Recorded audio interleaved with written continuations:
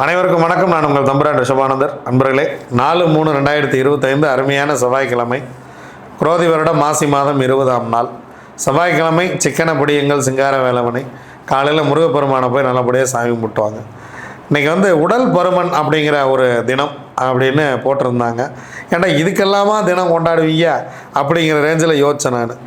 இந்த உடல் பருமன் அப்படிங்கிற ஒரு விஷயத்தை மிகப்பெரிய வியாபாரமாக இன்று மாற்றி இருக்கிறார்கள். நீங்கள் இந்த சேதுபதி மகாராஜாலாம் பார்த்தீங்கன்னா, இந்த இதுக்கு போயிருந்தீங்கன்னா, ராமேஸ்வரம் போயிருக்கீங்களா? அங்கே மகாராஜாவே தொப்பையோடு தான் இருப்பார். சேதுபதி மகாராஜாக்கள் தொப்பையோடு தான் இருப்பாங்க. அவங்க உருவமே அப்படி தான் செஞ்சு வச்சுருப்பாங்க. விஜய ரகுநாத சேதுபதி அப்படின்லாம் மேலே போர்டு வச்சுருப்பாங்க. பார்த்தீங்கன்னா முன்னாடி வயிறு பெருசாக தான் இருக்கும். ஏங்க ராஜானா கட்டுமஸ்தாக தானே இருக்கும். அதெல்லாம் சும்மா நம்ம 23ஆம் புலிகேசியில் பார்த்தோம்ல, 1000 வருடங்களுக்கு பிறகு வரக்கூடிய மடையர்களுக்கு தெரியவா போகிறது அப்படின்னு வரைஞ்சி வச்சு நம்மளை ஏமாற்றிருக்கானுவா, வேறு ஒன்றும் கிடையாது. இப்போது எஸ்பி பாலசுப்ரமணியம் ரொம்ப உடல் பருமன் கொண்டவர், அதற்காக அவர் பாடாமல் போய்விட்டாரா? நம்ம செஃப் தாம் இருக்கார்ல, அவர் ரொம்ப உடல் பருமன் கொண்டவர் தான். எவ்வளோ வெயிட்டாக இருக்கார், அவர் சமைச்சிக்கிட்டு தான் இருக்கார். அவர் சமையல் கலைஞர், மிகப்பெரிய சோஸ்லாம் பண்ணிக்கிட்டு இருக்காரு. நீங்கள் உடல் பருமனுக்கும் உங்கள் வாழ்க்கைக்கும் ஒரு பெரிய விஷயம் கிடையாது. நீங்கள் உடல் பருமனாக இருக்கணும், நீங்கள் ஸ்லிம்மாக இருந்தால் தான் வாய்ப்பு கிடைக்குன்னா யோகி பாபு நடிச்சிருக்கவே முடியாது. யோகி பாபு இன்றைக்கி பல காமெடியன் ஆகி ஹீரோவாகி நீங்கள் அரசியல்னா ஜெயிச்சுறார் போல் இருக்கு. இங்கே உடல் தான் ஒரு பெரிய விஷயம் அப்படின்னா பாக்கியராஜெலாம் ஹீரோவே இருக்க முடியாது. பாக்கியராஜெலாம் தட்டக்குச்சி மாதிரி இருப்பாப்புல. இதெல்லாம் ஒரு முகமா அப்படின்னு போய் கேட்டாங்களாம் அப்போ இவர்கிட்ட, அவருடைய குருநாதர்கிட்ட. இதெல்லாம் என்னங்க, இதெல்லாம் ஒரு மூஞ்சாங்க, இந்தெல்லாம் போய் நடிக்க வைக்கிறீங்க அப்படின்லாம் கேட்டாங்களாம். இதை ஒரு பேட்டியில் அவரே சொல்லியிருக்கார், பாரதி ராஜாவே சொல்லியிருக்கார். சாமி, உடல் அப்படிங்கிறது நீங்கள் பார்க்குற கண்ணோட்டத்தில் தான் இருக்குது. ஐயோ நம்ம ரொம்ப பருமனாக இருக்கிறோமே, இந்த குண்டாக இருக்கிறவனுக்கு ஐயோ நம்ம ரொம்ப குண்டாக இருக்கமேன்னு கவலை, இந்த ஒல்லியாக இருக்கிறவனுக்கு ஐயோ நம்ம ரொம்ப ஒல்லியாக இருக்கமேன்னு கவலை. ஆனால் நம்மளை எப்படி ஏமாற்றிருக்கானுன்னா, ஒல்லியாக இருந்தாலும் குற்றம், குண்டாக இருந்தாலும் குற்றம். நீங்கள் அதை சாப்பிடுங்க, இதை சாப்பிடுங்க, எங்ககிட்ட வாங்க, கொழுப்பை குறைச்சிட்றோம், சத்துமானத்தை குறைச்சிட்றோம், உங்கள் ஹைட்டுக்கு நீங்கள் இவ்வளோ வெயிட்டு தான் இருக்கணும், நீங்கள் இத்தனை இன்ச்சு தான் இருக்கணும், உள்ள கொழுப்பு இவ்வளோ தான் இருக்கும், உள்ள அது இவ்வளோ தான் இருக்கும். சாமி, ஆரோக்கியமான உணவை சாப்பிடுங்க, வாக்கிங் போங்க, உடலை ஆரோக்கியமாக வச்சுங்க, அவ்வளோதான். இந்த பருமனாக இருக்கிறவனும் கவலைப்படாதீங்க, ஒல்லியாக இருக்கிறவனும் கவலைப்படாதீங்க, சரியா? பல்லியாக இருக்கிறவனும் கவலைப்படாதீங்க. யாரை என்றைக்கா கவலைப்பட்டிருக்கா? நம்ம இவ்வளோ பருமனாக இருக்கிறோமே, எக்ஸசைஸ் பண்ணி நம்ம கொஞ்சம் 6 பேக்லாம் வச்சுக்குவோம் அப்படின்னு யானை என்றைக்காவது ஃபீல் பண்ணியிருக்கா? இல்லை. யானையுடைய தோற்றம் அவ்வளோதான். நம்ம எல்லோருமே ஒவ்வொரு விலங்குகளின் தோற்றம் நாம், அவ்வளோதான். நாளை எவ்வளோ முயற்சி பண்ண 6 பேக் வைக்கலான்னு, அது ஒரு வெங்காயமும் அல்ல. அதுக்கப்புறமேல் தான் இதை பற்றி படிக்க ஆரம்பித்தேன். இது என்னப்பா அப்படின்னு. உடல் எடையை குறைப்பது என்பது முட்டாள்தனம். அதை உடல் எடையை குறைச்சவங்கெல்லாம் இன்றைக்கி எவ்வளோ அவதிப்படுறாங்கன்னு அவங்கள கேட்டால் தான் தெரியும். பின்னாடி உடம்புல பேலன்ஸே இருக்காது. அதனால் உங்கள் உடல், நீங்கள் ஆரோக்கியமான உணவை இன்றிலிருந்து ஆரோக்கியமான உணவை எடுத்துங்க, அவ்வளோதான். நான்லாம் டெய்லியும் இப்போ ஆரோக்கியமான உணவு எடுத்துக்கிறேன். எனக்கு உடம்பு பெரிய பிரச்சனைகள்லாம் பண்ணுறதே கிடையாது. யாரை கேட்டால் சொல்லுவாங்க, ஐயா 95 கிலோ இருக்கீங்களா? இல்லைங்களே, நீங்கள் 74 கிலோ தானே இருக்கும் அப்படின்னு. வேணா எதையாவது ஒரு பாதியை கட் பண்ணிடுவோமா அப்படின்னு தான் கேட்பேன் நான், யார் கேட்டாலும். ஏன்னா நீங்கள் காலையில் எழுந்திரிச்சு நான் கிளம்பி வீடியோ பேசி ஆஃபீஸ் போட்டு நீங்கள் இதை பார்த்து இதை பண்ணுறக்கே எனக்கு நேரம் சரியாக இருக்குது.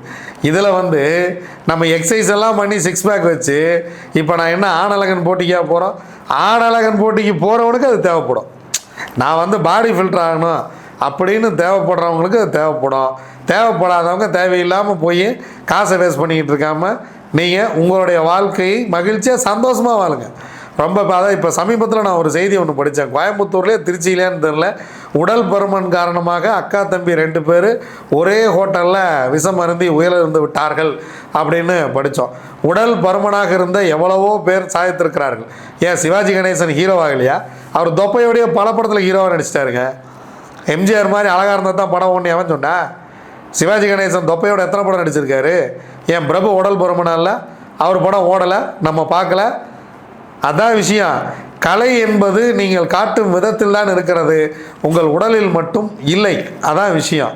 ஒல்லியாக இருந்தால் தான் வாய்ப்பு கிடைக்கும், குண்டாக இருந்தால் வாய்ப்பு கிடைக்காது அப்படின்னா, நான் சொன்ன மாதிரி யோகி பாபுடைய முக அமைப்புக்கெல்லாம் நீங்கள் எத்தனை ஜென்மம் எடுத்தாலும் அவரெல்லாம் ஹீரோவாக இருக்க முடியும். அவர் அதையே ப்ளஸ்ஸாக மாற்றினார், பார்த்தீங்களா? அதான் விஷயம். அதனால் இந்த உடல் எடையை பற்றியெல்லாம் கவலைப்படாமல் நீங்கள் நிம்மதியாக ஆரோக்கியமாக சந்தோஷமாக இருக்கிறதுக்கு உண்டான வழியை செய்யுங்கள். வாழ்க்கை மகிழ்ச்சியாக இருக்கும். வாங்க, திதி யோகம் காரணம் 4 நட்சத்திரம் என்ன சொல்கிறது, பஞ்சாங்கம் பார்ப்போம். இரவு 8:14 வரைக்கும் பஞ்சமி, அதன் பின்பு சஷ்டி, வளர்பிறை சஷ்டி நைட்டு தான் 8 மணிக்கு தான் ஆரம்பிக்குது. அடுத்த நாள் தான் ஃபுல்லாக. காலை 8:57 வரைக்கும் அஸ்வினி, அதன் பின்பு பரணி. காலை 9:23 வரைக்கும் பிராமியம். யோகாதிபதி நட்சத்திரம் மிருகசீரிசம். யோகாதிபதி செவ்வாய். அவயோக நட்சத்திரம் மூலம். அவயோகி கேது. அதன் பின்பு மகேந்திரம் நாமயோகம். யோகாதிபதி நட்சத்திரம் திருவாதிரை. யோகாதிபதி ராகு. அவயோக நட்சத்திரம் பூராடம். அவயோகி சுக்கிரன். ஐந்திரம் என்கிற மகேந்திரம் நாமயோகம். காலை 8:55 வரைக்கும் பவம் செவ்வாய். அதன் பின்பு இரவு 8:14 வரைக்கும் பாலவம் ராகு. அதன் பின்பு கௌலவம் சனி பகவான். வாங்க 27 நட்சத்திரங்களுக்கு உண்டான பஞ்சவட்சி ராசி பலன்களை பார்க்கலாம்.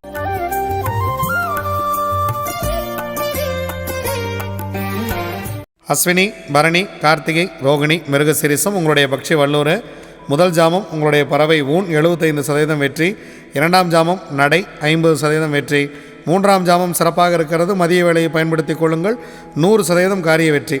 ஏன்னா அடுத்த 3 ஜாமம் உங்களுக்கு ரொம்ப ரொம்ப சிறப்பாக இல்லை. அதனால் முக்கியமான வேலை இருந்துச்சுன்னா இந்த நேரத்தில் பிளான் பண்ணிக்கிறது ரொம்ப ரொம்ப சிறப்பு. நான்காம் ஜாமம் துயில் 25% வெற்றி. ஐந்தாம் ஜாமம், ஆறாம் ஜாமம் பறவை சிறப்பாக இல்லை. ஏழாம் ஜாமம் நடை 50% காரிய வெற்றி. எட்டாம் ஜாமம் துயில் 25% காரிய வெற்றி. ஒன்பதாம் ஜாமம் ஊன் 75% காரிய வெற்றி. பத்தாம் ஜாமம் அரசு 100% காரிய வெற்றி. பிரம்ம முகூர்த்தம் மிக மிக சிறப்பாக இருக்கிறது. திருவாதிரை, புனர்பூசம், பூசம், ஆயில்யம், மகம், பூரம் உங்களுடைய பக்ஷி ஆந்தை. முதல் ஜாமம் நடை 50% வெற்றி. இரண்டாம் ஜாமம் சிறப்பாக இருக்கிறது. முக்கியமான வேலை இருந்தால் இந்த நாளை பிளான் பண்ணிக்கங்க. அடுத்து உங்களுக்கு 2 ஜாமம் சிறப்பாக இல்லை. இரண்டாம் ஜாமம் அரசு 100% வெற்றி. மூன்றாம் ஜாமம், நான்காம் ஜாமம் இரண்டும் சிறப்பாக இல்லை. ஐந்தாம் ஜாமம் ஊன் 75% வெற்றி. ஆறாம் ஜாமம் அரசு 100% வெற்றி. ஏழாம் ஜாமம் உங்கள் பறவை சிறப்பாக இல்லை. எட்டாம் ஜாமம் நடை 50% வெற்றி. ஒன்பதாம் ஜாமம் துயில் 25% வெற்றி. பத்தாம் ஜாமம் பிரம்ம முகூர்த்தம் ஊன் 75% வெற்றி.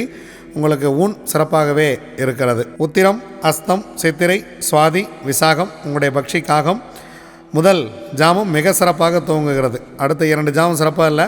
முதல் ஜாமம் ரொம்ப சிறப்பாக துவங்குகிறது. அரசு வேலையில் துவங்குகிறது. எடுக்கக்கூடிய காரியம் 100% வெற்றி. இரண்டாம் ஜாமம், மூன்றாம் ஜாமம் சிறப்பாக இல்லை. நான்காம் ஜாமம் ஊன் 75% காரிய வெற்றி. ஐந்தாம் ஜாமம் நடை 50% வெற்றி. ஆறாம் ஜாமம் ஊன் 75% வெற்றி. ஏழாம் ஜாமம் அரசு 100% காரிய வெற்றி. எட்டாம் ஜாமம் பறவை சிறப்பாக இல்லை. ஒன்பதாம் ஜாமம் நடை 50% வெற்றி.